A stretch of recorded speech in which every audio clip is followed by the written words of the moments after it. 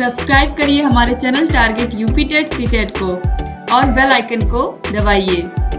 Hello दोस्तों, मैं आनंद स्वागत करता हूं आप सभी का आपके अपने चैनल और app target UP TET CTET में। दोस्तों यहाँ पे देखिए हम डीएलएड फर्स्ट सेमेस्टर का जो आपका गणित विषय है उसके लिए जो बहुत ही महत्वपूर्ण सीरीज आती है आपके लिए हमेशा कारगर साबित होती है। कम समय में आप बेहतर तैयारी कर पाते हो पवन सीरीज से। इस पवन सीरीज के सभी जितने भी प्रश्न हैं यहाँ पे इस क्लास में हम डिस्कस करने वाले हैं। इसी तरीके से लगातार क्लासेस ला करके मैं आपको बहुविकल्पी, अतिलघुत्री और लघुत्री प्रश्न सभी कराऊंगा। और इसी तरीके से एक सीरीज और जो सबसे महत्वपूर्ण आपके लिए आती है राजन सीरीज, उसके सभी प्रश्नों को मैं सॉल्व करा चुका हूं, एक एक प्रश्नों को, बहुविकल्पी, अतिलघुत्री और लघुत्री। अब मैं आज से स्टार्ट कर रहा हूं आपके पवन सीरीज को, ठीक है। इससे पहले राजन सीरीज जिसने नहीं किया, राजन सीरीज आप कर लीजिए, वह पूरा सॉल्व है, पूरा चैनल पे पड़ा हुआ है, बस आपको देख लेना है। 4 से 5 घंटे आपके लगेंगे, ठीक है। एक दिन का समय आप पूरा दे दीजिए, एक दिन में आप पूरा राजन सीरीज खत्म कर सकते हैं, ठीक है। तो कम समय आपके पास बचा हुआ है, आपको डेली मैथ को प्रैक्टिस करना है। या फिर आप देख लीजिए कितने सारे क्लासेस हैं, टोटल बहुविकल्पी के कितने हैं, अतिलघुत्री के कितने, लघुत्री के कितने, टोटल क्लासेस जोड़ लीजिए और डेली उन क्लासेस को देखिए। आप उतना देर आप प्रैक्टिस कर लेंगे, आधे घंटे से 40 मिनट बहुत हो गया तो 1 घंटे का क्लास आपको मिलेगा। और उसमें जितने प्रश्न डिस्कस किए गए हैं उन प्रश्नों को आप डेली केवल खुद से सॉल्व कर लीजिए, इतना कर लीजिए, जहां अटकते हैं देख लीजिए, ठीक है। मैं यही कहता हूं कि आपको जो भी प्रश्न यहाँ पे मिल रहे हैं पहले खुद से सॉल्व करिए और उसके बाद नहीं समझ में आए तो मेरा सोल्यूशन देखिए, ठीक है। ऐसे करके एक एक क्वेश्चन, इसीलिए यहाँ पे मैं इस फॉर्मेट में आपके लिए लेकर के आ रहा हूं। यहाँ पे देखिए एक प्रश्न आपको केवल दिख रहा है, इस प्रश्न को आप करेंगे, क्वेश्चन अपना आंसर मिलाएंगे और आगे बढ़ेंगे, ठीक है। इसी तरीके से देखिए इस फॉर्मेट में इसीलिए हम लेकर के चल रहे हैं। तो सीरीज के सारे ही क्वेश्चन हैं, सारे जो है आपके इसी सीरीज के क्वेश्चन है, इस फॉर्मेट में मैंने आपके लिए सेट किया है ताकि और अच्छे से आपको चीजें समझ में आए, ठीक है। तो उम्मीद है सारी बातें आप समझ गए हैं। इससे अगर राजन सीरीज आपने नहीं देखना है आपको तो नीचे डिस्क्रिप्शन में आपको लिंक मिल जाएगा, डिस्क्रिप्शन आप खोलेंगे या फिर कमेंट बॉक्स में मैं पिन करा दूंगा। ये पहली क्लास है हमारी, इसमें हम कमेंट बॉक्स में पिन करा देते हैं, ठीक है। इसमें क्या हो जाएगा, आपको देखने को मिल जाएगा मैथ के सामने का लिंक, सभी विषय पढ़ाए गए हैं तो सभी विषयों का लिंक दिया गया है। मैथ के सामने का लिंक आप क्लिक करोगे तो मैथ की सभी क्लासेस जो मैंने चैप्टर वाइज पढ़ाई है, उसके बाद आपको राजन सीरीज के सभी क्लासेस देखने को मिल जाएंगे, फिर पवन सीरीज के, फिर प्रीवियस ईयर क्वेश्चन पेपर भी मैंने करा रखे हैं जो आपके डीएलएड के पेपर हुए हैं। और आपके लिए मैं मॉडल पेपर्स भी लेके आऊंगा और फॉर्मूले की भी क्लास लेकर के आऊंगा, जिससे आपको भरपूर मदद हो, कहीं कोई दिक्कत ना हो आपको पूरा डीएलएड का मैथ में, ठीक है। देखिए आपका फर्स्ट सेमेस्टर है, आपको ध्यान देने की जरूरत क्या क्या है कि आपका एक दिन में 2 से 3 पेपर होगा और 1 घंटे का मौका मिलेगा और रिवीजन का टाइम आपको बिल्कुल नहीं मिलेगा। तो शुरू में आपको तैयारी भी करनी है और डेली जो है पढ़ते हुए चलना है, प्रैक्टिस अच्छी करनी है। 1 घंटे का समय आपको पता भी नहीं चलेगा एग्जाम टाइम में, इसलिए बहुविकल्पी प्रश्न 5 आपको मिलेंगे, 5 मिनट में वो कर लेना है, समझ लीजिए। उसके बाद आपको 6 अतिलघुत्री प्रश्न मिलेंगे और फिर 7 आपको लघुत्री प्रश्न मिलेंगे। तो पूरा अतिलघुत्री लघुत्री के लिए समय आपको बचाना है, 5 मिनट के अंदर इन बहुविकल्पी प्रश्नों को कर लेंगे, आपके 5 नंबर पक्के हो जाएंगे और 12 नंबर आपको लाना ही लाना रहता है, ठीक है। तो कम से कम 12 नंबर की तो तैयारी आप तुरंत ही कर लीजिए। इन्हीं बहुविकल्पी को कर लेंगे तो आपकी 12 नंबर की तैयारी हो जाएगी, लेकिन आपको ये देखिए 12 नंबर लाना ही लाना है, ठीक है। ये पासिंग मार्क है आपका, लेकिन हम जो एम कर रहे हैं वह 25 में 25 एम कर रहे हैं, ठीक है। इससे आपका स्कोर भी बढ़ेगा, डीएलएड में आपके अच्छे परसेंटेज आएंगे।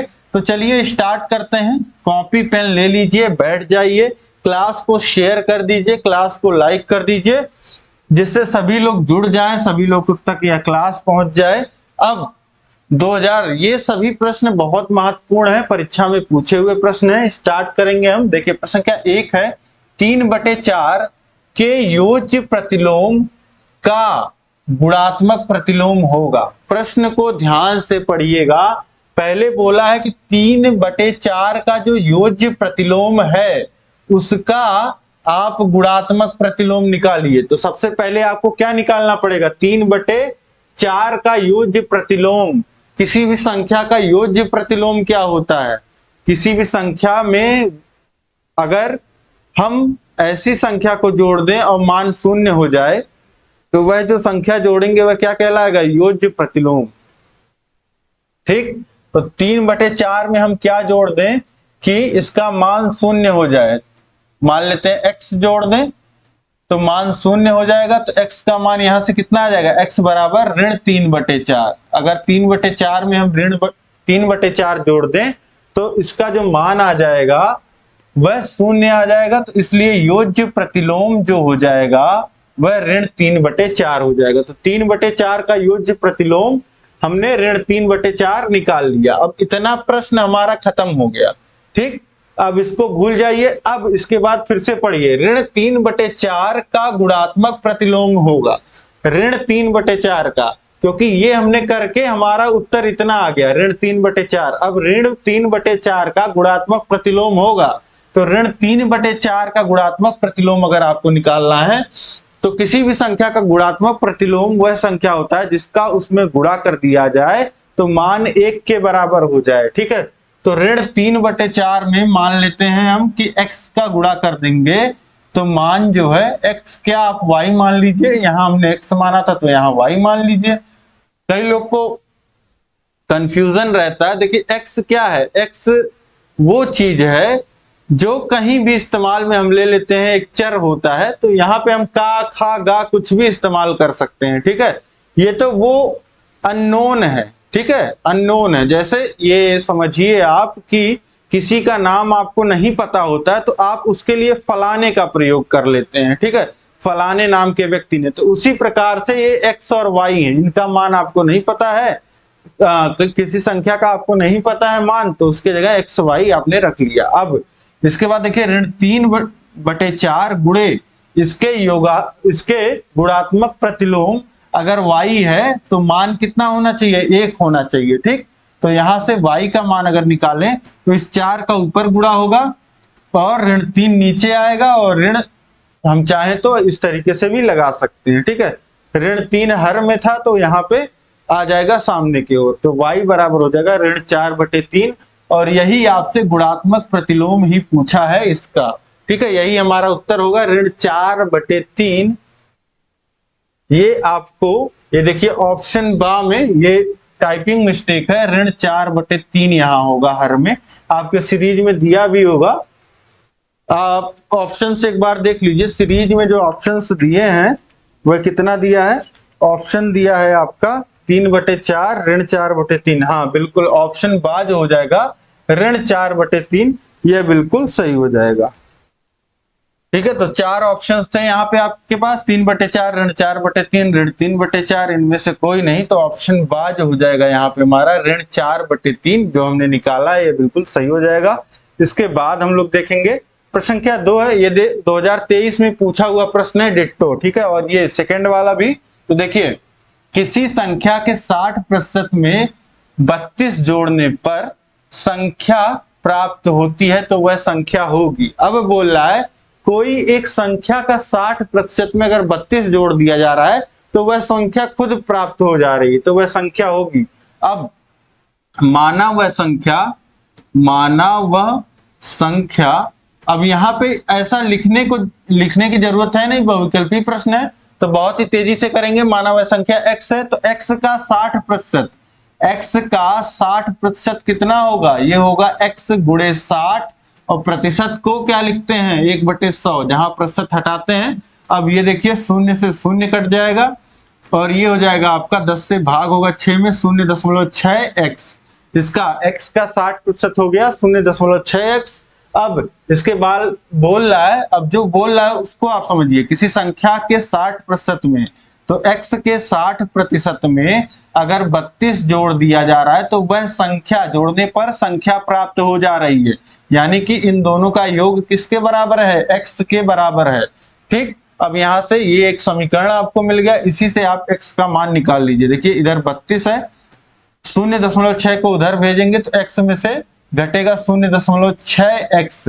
ठीक, अब यहाँ पे 32 बराबर हो गया 0.4x, ये घट गया, और x बराबर अगर लिखना चाहें तो 32/0.4।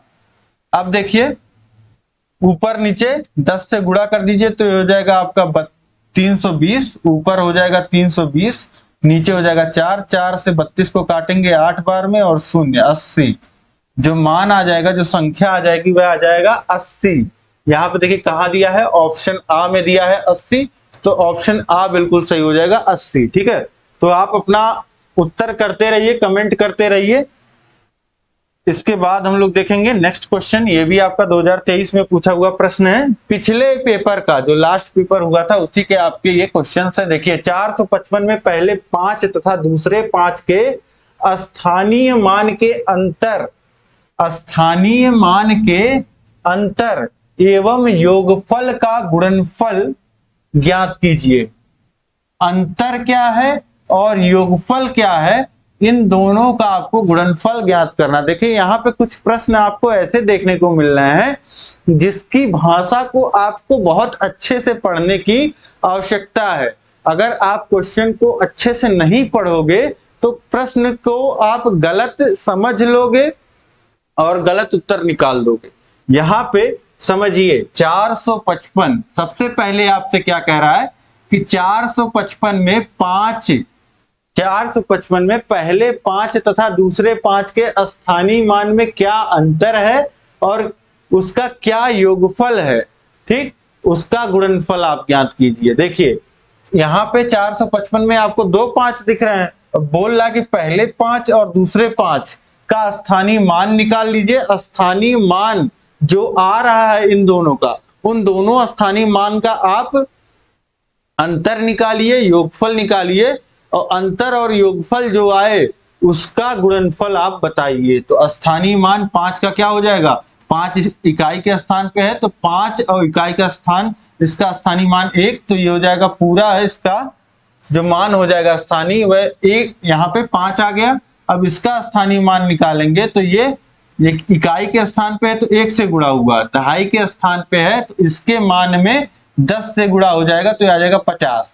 ठीक, अब समझिए, अब अगर हम अंतर निकालें दोनों 5 के जो स्थानीय मान आया, अंतर कितना है, अंतर हो जाएगा बड़े में से छोटे को घटा दीजिए तो आ गया अंतर 45। और योगफल अगर निकालें, योगफल अगर निकालें तो ये आ जाएगा आपका 50 धन 5, ये कितना आ जाएगा 55। ठीक, अब इसके बाद बोल रहा कि जो योगफल और जो अंतर है दोनों का गुणनफल कीजिए, यानी कि 45 गुणे 55, 45 गुणे 55 यही आपको निकालना है। 45 गुणे 55 कर लीजिए तो देखिए 5 बच्चे 25 के 5 और 5 चौक 20, 2 22, फिर 5 से गुणा करेंगे तो यही आएगा 5 2 2, अब जोड़ लीजिए तो हो जाएगा 5, ये हो जाएगा आपका 5 2 7, ये हो जाएगा 2 2 4 और ये 2, यानी कि 2475। इसका गुणा करेंगे तो 2475 आपको मिल जाएगा।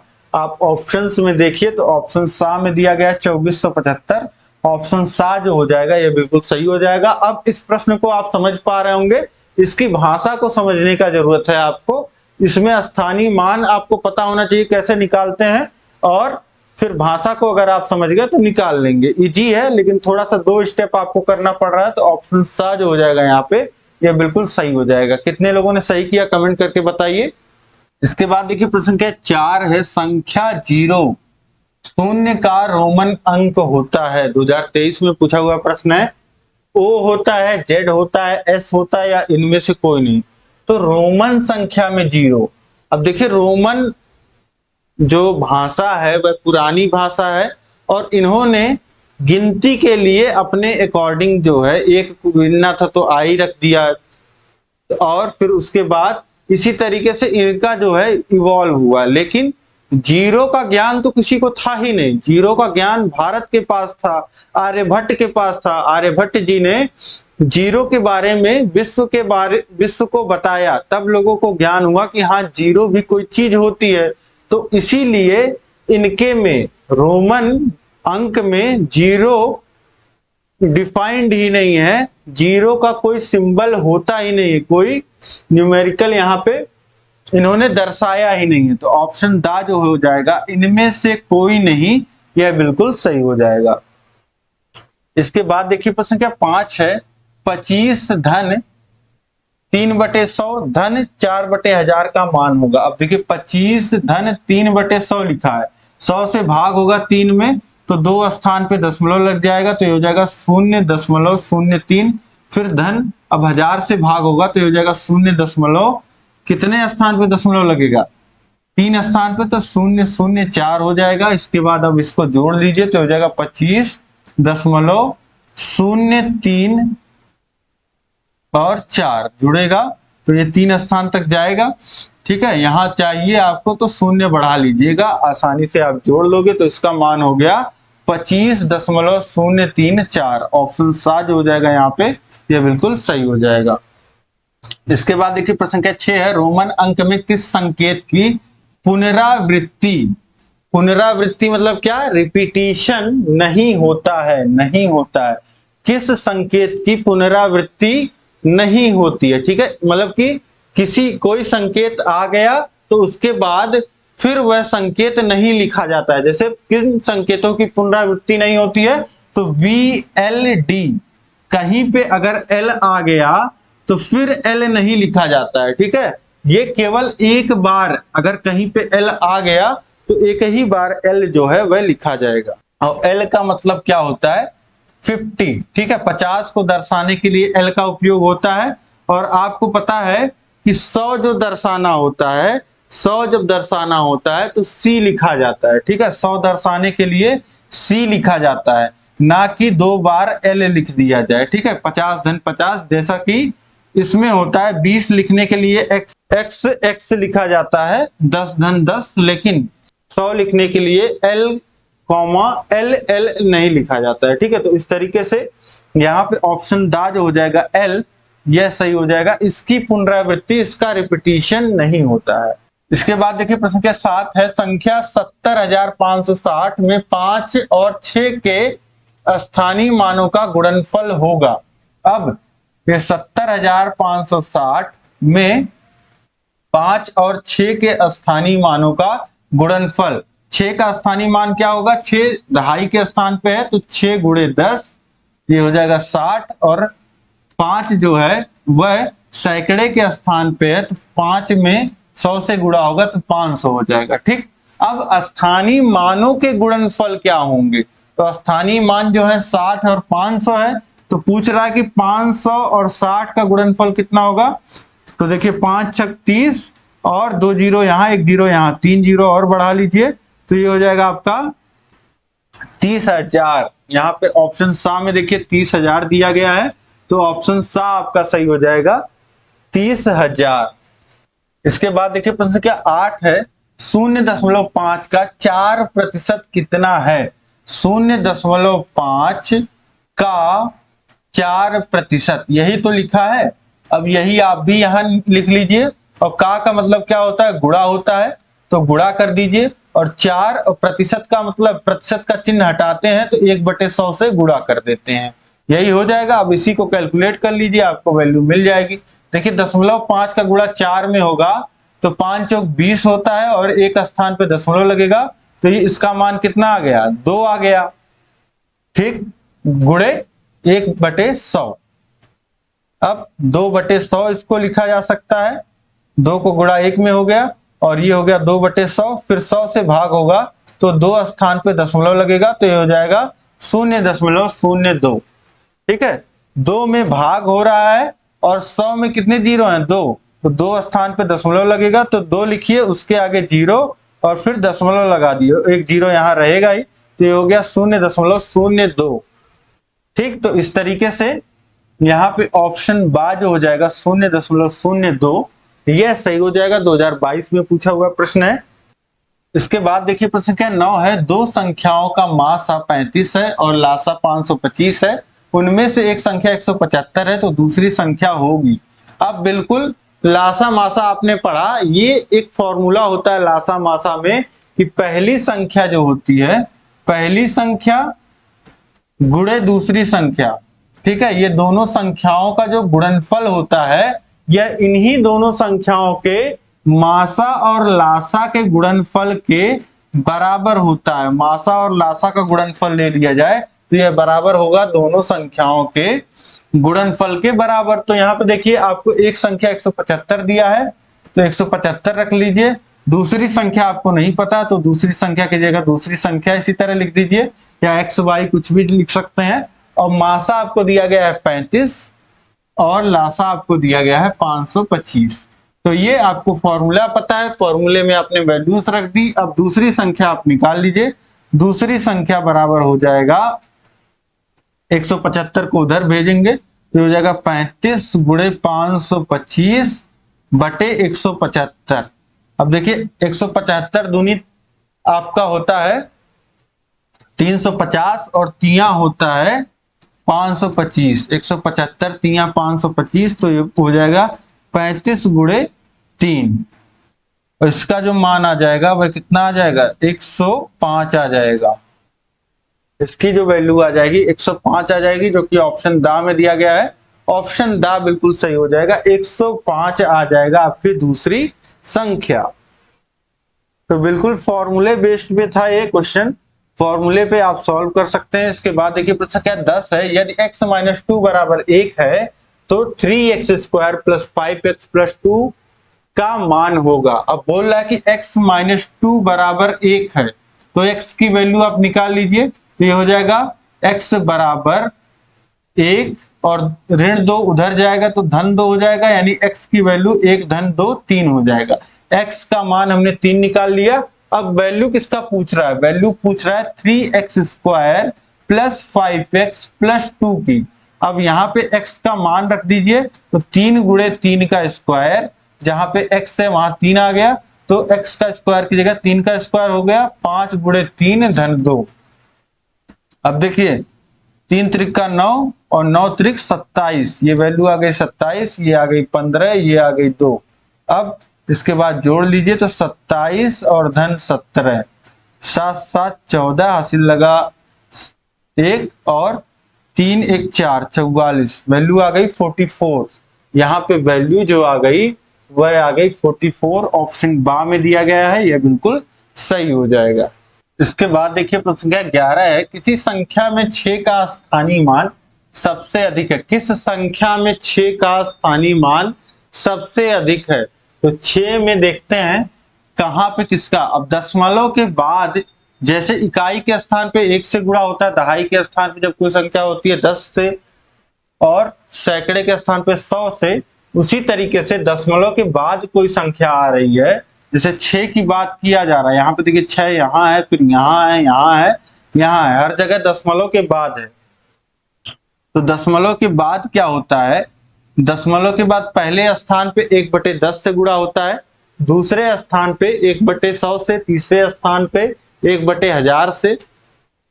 तो इस तरीके से मान निकलता है। स्थानीय मान किसमें गुणा होता है, संख्या में, जो जिस संख्या का निकालते हैं। तो 6 देखिए दशमलव के बाद दूसरे स्थान पे है तो 6 गुणे 1/100, इसका स्थानीय मान कितना आ जाएगा। अब भाग होगा तो 0.06, दो स्थान पे दशमलव लग जाएगा।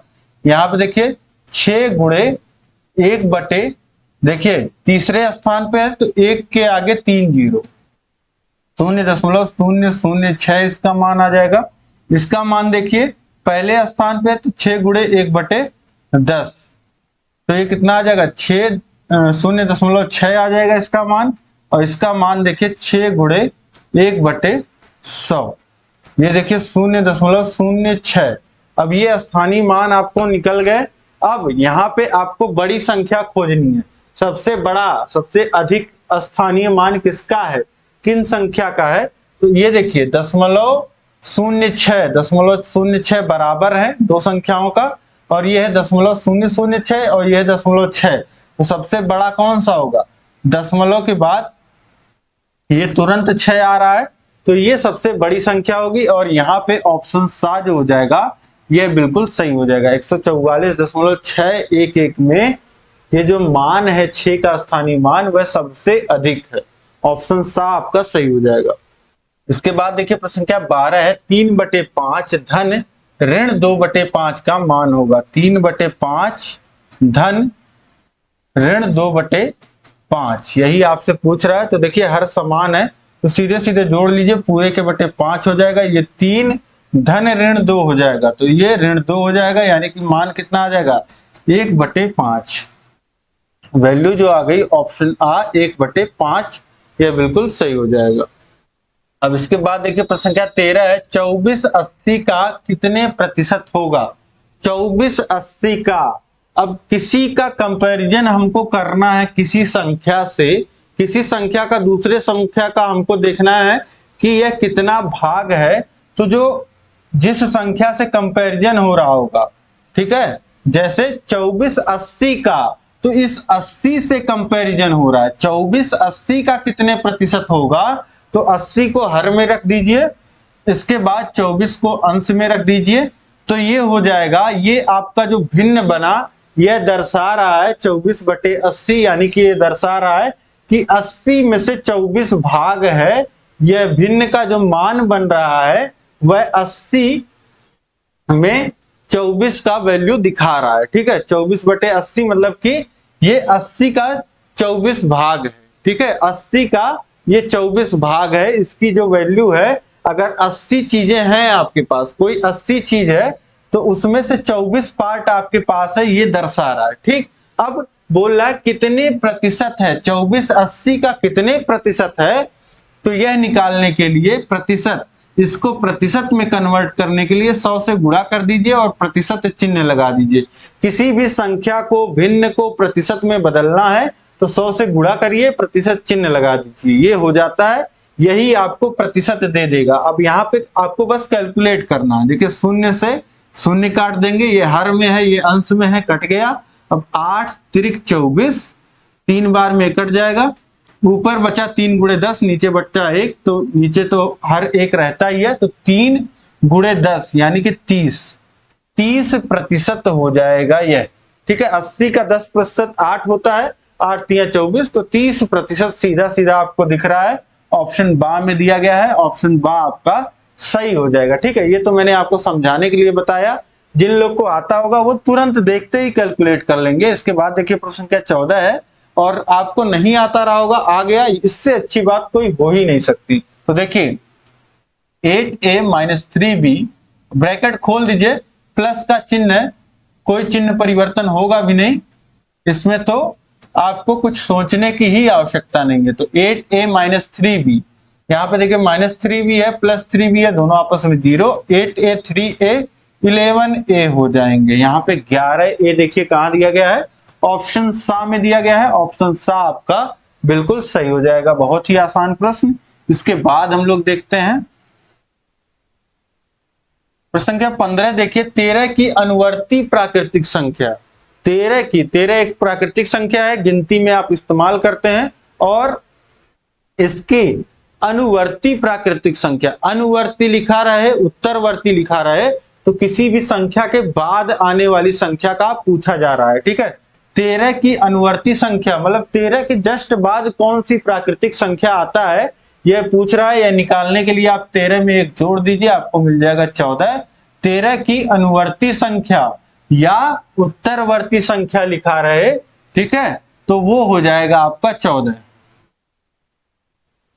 यहीं पे 13 की उत्तरवर्ती प्राकृतिक संख्या पूछता तो भी यही आपका उत्तर होता 14, लेकिन यहीं पे अगर पूर्ववर्ती पूछता तो पूर्ववर्ती में एक घटा देते, वो हो जाता 12। तो उत्तरवर्ती के लिए आपका सही रहेगा ऑप्शन सा 14। ठीक है, उत्तरवर्ती अनुवर्ती एक ही चीज है, पूर्ववर्ती, पूर्व मतलब पहले, तो पूर्ववर्ती इस तरीके से याद कर लीजिए, 13 से पहले आने वाली संख्या 12।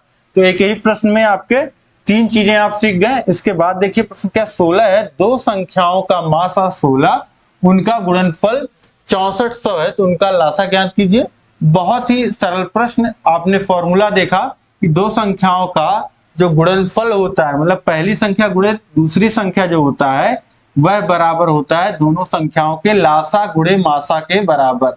ठीक है, तो यहाँ पे हमने लिख दिया पहली संख्या गुणे दूसरी संख्या, यानी कि दोनों संख्याओं का गुणनफल 6400 दिया है वो लिख दिया हमने, और लासा गुणे मासा, मासा हमको दिया है, लासा पूछ रहा है, तो ये हो जाएगा आपका 6400 बराबर, आपसे लासा पूछ रहा है, मासा की वैल्यू दिया है, तो मासा की जगह मासा रखिए 16, और लासा बराबर अगर लिखना चाहें तो लिख सकते हैं, ये 16 इधर जाएगा तो 6400 बटे 16, अब 16 चौक 64 और 2 शून्य बचा है तो 400, लासा की जो वैल्यू आ जाएगी 400 आ जाएगी।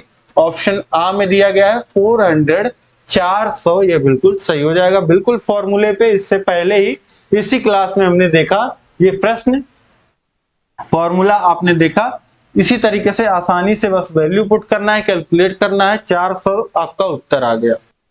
इसके बाद देखिए प्रश्न क्या 17 है, 25% का दशमलव में बदलने पर मान होगा।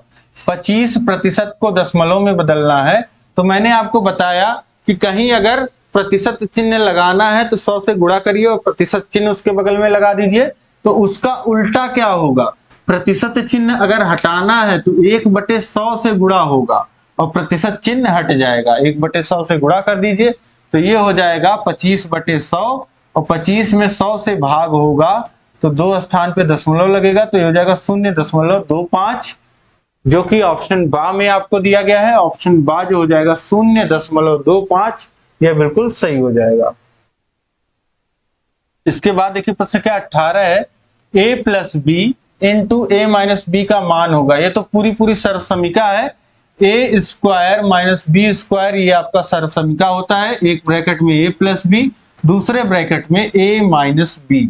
सर्वसमीका मतलब वहां यहाँ पे a और b का कोई भी मान आप रख दीजिए, ये जो दोनों तरफ होंगे, दोनों पक्ष जो होंगे वह बराबर होंगे। ठीक है, a और b का, जैसे a बराबर आप 2 रख दीजिए, b बराबर 3 रख दीजिए, वैल्यू देखिए a का मान आप 3 रखें तो ये 9 और माइनस 2 का स्क्वायर 4, तो वैल्यू कितनी आ गई, ये आ गई वैल्यू आपकी 5।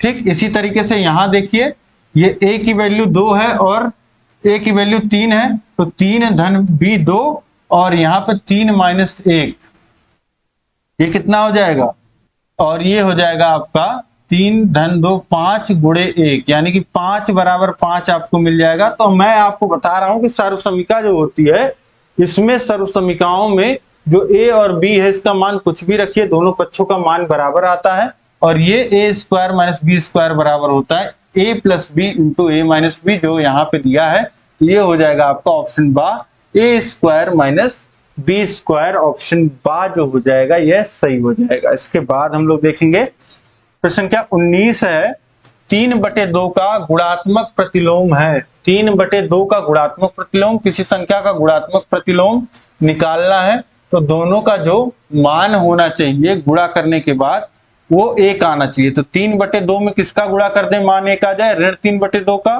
3/2 का, 0 का या 1 का।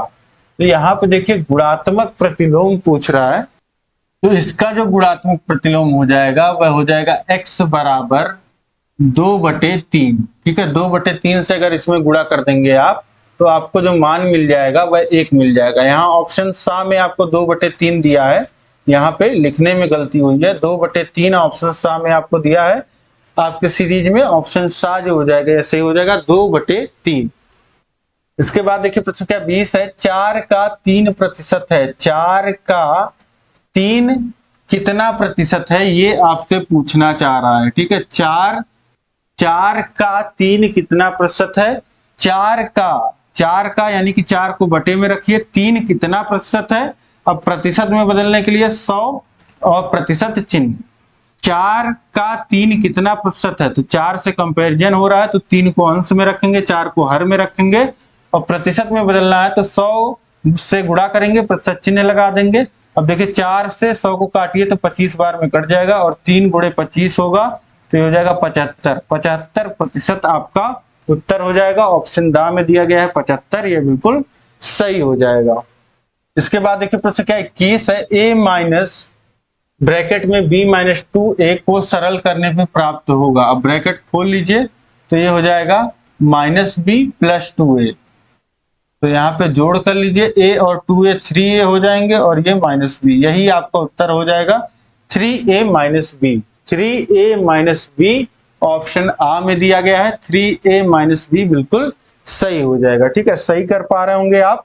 सभी प्रश्नों के उत्तर कमेंट करते रहिए। इसके बाद देखिए प्रश्न संख्या 22 है। दो संख्याओं का मासा 35, उनका लासा 525, उनमें से एक संख्या 175 तो दूसरी संख्या होगी। ये प्रश्न तो इसी क्लास में हमने किया है, बिल्कुल आसान सा प्रश्न, हमने उत्तर भी निकाल लिया था। इसका कितना आया था? इसका आया था आपका, दूसरी संख्या जो आई थी, मान लेते हैं दूसरी संख्या x, तो दूसरी संख्या हो जाएगी आपका लासा गुणे मासा, यानी कि 525 गुणे 35 बटे 175। तो 175 से 525 को काटा तो 3 बार में 105, जो वैल्यू आया ऑप्शन द 105, ये बिल्कुल सही आ गया। ठीक, इसके बाद हम लोग देखेंगे अगला प्रश्न है प्रश्न संख्या 23।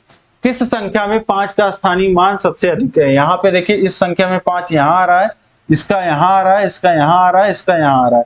तो ये देखते ही अब आप समझ पा रहे होंगे कि जहां दशमलव के सबसे नजदीक है वहां पे स्थानीय मान सबसे अधिक होगा, यानी ऑप्शन सा जो हो जाएगा ये बिल्कुल सही हो जाएगा। मैंने आपको निकाल के भी मान दिखाया, बिल्कुल एग्जैक्ट, बस उसमें 6 दिया था। ठीक है, तो इस तरीके से यहाँ पे अगर आप देखना चाहें तो इसका स्थानीय मान हो जाएगा 0.05, यहाँ पे हो जाएगा 0.005, यहाँ पे हो जाएगा 0.5, यहाँ पे हो जाएगा 0.05। ठीक है, तो सबसे बड़ा यही है, तो यही आपका ऑप्शन सा जो हो जाएगा यहाँ पे, ये बिल्कुल सही हो जाएगा। इसके बाद देखते हैं तो संख्या यहाँ पे 24 है हमारा। कौन सा जोड़ा एक दूसरे का व्यतिक्रम है? 1/3 या 3/9 या 1/5, 5/10, 5/6, 6/5 या 4/8, 1/2। तो कौन सा जोड़ा एक दूसरे का व्यतिक्रम है? एक दूसरे का उल्टा होने का मतलब क्या हो जाता है? व्यतिक्रम देखिए, एक तो यहाँ पे आपकी गुणात्मक व्यतिक्रम का बात कर रहा है, गुणात्मक रूप से एक दूसरे का उल्टा। तो अगर व्यतिक्रम होगा तो दोनों का जो गुणा होगा वह 1 के बराबर आना चाहिए। तो यहाँ पे गुणा करेंगे आप तो 3/27 आ रहा है, यहाँ पे गुणा करेंगे तो 5/50 आ रहा है, यहाँ पे गुणा करेंगे तो 1 आ जा रहा है। देखिए 6 से 6 कटेगा, 5 से 5 कटेगा, यहाँ 4/16 आ रहा है। तो यही सही होगा आपका 5/6 और 6/5, ये एक दूसरे के उल्टा है, जो कि दिख भी रहे हैं। ऑप्शन सा जो हो जाएगा यहाँ पे, ये बिल्कुल सही हो जाएगा। इसके बाद देखिए प्रश्न संख्या 25 है। 2.4 गुणे 0.5 का मान होगा। 2.4 गुणे 0.5 का मतलब क्या? 1/2, 1/2 यानी कि 2 से काटिए तो 1.2 आधा हो जाएगा। जस्ट 2.4 का आधा कर दीजिए। 0.5 का किसी संख्या में गुणा हो रहा है, यानी कि 1/2 से गुणा हो रहा है, यानी 2 से भाग हो रहा है, तो वैल्यू आ जाएगा 1.20 दिया है तो 0 बढ़ा लीजिए, और क्या। ऑप्शन बा जो हो जाएगा 1.20, यह सही हो जाएगा। ठीक, तो इस तरीके से यहां तक प्रश्न संख्या 25 तक आप समझ गए। यहां तक आपको कोई दिक्कत नहीं होगा, मैं पूरी उम्मीद कर रहा हूं। ठीक है, तो इस क्लास में अगर पूरी सभी चीजें समझ में आ गई हैं आप तो यस कमेंट करके लिख दीजिए। जरूर कमेंट आपको जरूर करना है। इस क्लास को लाइक कर दीजिए, और कहीं किसी क्वेश्चन में दिक्कत हो तो वह क्वेश्चन नंबर आप मुझे कमेंट करके बताइए, और आपको यह क्लास कैसी लगी कमेंट करके बताइए। और देखिए इस क्लास को शेयर करने की आवश्यकता सबसे अधिक है। आप अपने जो भी कॉलेज ग्रुप है, जो भी आपका खास मित्र है, सभी तक इन क्लास को पहुंचाइए, ताकि डेली सबकी प्रैक्टिस हो पाए। देखिए डेली मैं आपके लिए क्लासेस ये लेके आ रहा हूं, डेली आपकी प्रैक्टिस, आपका कंप्यूटर विषय, आपका गणित विषय, और इसी तरीके से चैनल पे आपको सभी विषय पढ़ने को मिलेंगे। तो उम्मीद है कि आप बहुत अच्छे ढंग से फर्स्ट सेमेस्टर की तैयारी करेंगे और कोई बैक नहीं लगने देंगे। खुद से वादा करिए कि जितना भी समय मिला है उसको मैं बहुत अच्छे ढंग से यूटिलाइज करूंगा और मेरी कोई बैक नहीं आएगी। ठीक है, आप ईमानदारी से पढ़ोगे, खुद को धोखा नहीं दोगे, तो आपकी कोई बैक नहीं लगेगी। देखिए डीएलएड की सच्चाई आप समझिए। डीएलएड आपका 2 साल का कोर्स होता है, लेकिन इससे ज्यादा समय आपका डीएलएड में लगता है। ठीक है, ये तो पीएनपी की गलती है। लेकिन जो आप अपने तरफ से कर सकते हैं कि आप बैक मत लगने दीजिए। अगर आपका बैक लग गया तो आपको दोबारा फिर वही पेपर देना पड़ेगा, और बैक लगती रही तो आपका डीएलएड भी खराब हो जाएगा और आपको समय भी ज्यादा लगेगा। ठीक है, तो उम्मीद है कि आप इसको बहुत ही सीरियसली लोगे। सभी विषयों का लिंक नीचे डिस्क्रिप्शन बॉक्स में दिया गया है, सभी विषयों को पढ़िए। हम मिलेंगे आपसे नेक्स्ट क्लास में, आगे के प्रश्नों को डिस्कस करेंगे। इसी तरीके से पूरा पॉन सीरीज में आपको पढ़ाऊंगा, तो आप सभी लोग बस मेरे साथ बने रहिए।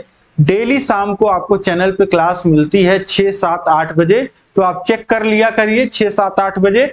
और उम्मीद है कि आप इसी तरीके से बहुत अच्छे से अपनी पढ़ाई करते रहेंगे। नीचे डिस्क्रिप्शन में ऐप का भी लिंक दिया गया है, ऐप के माध्यम से भी आप पढ़ाई कर सकते हैं कम समय में।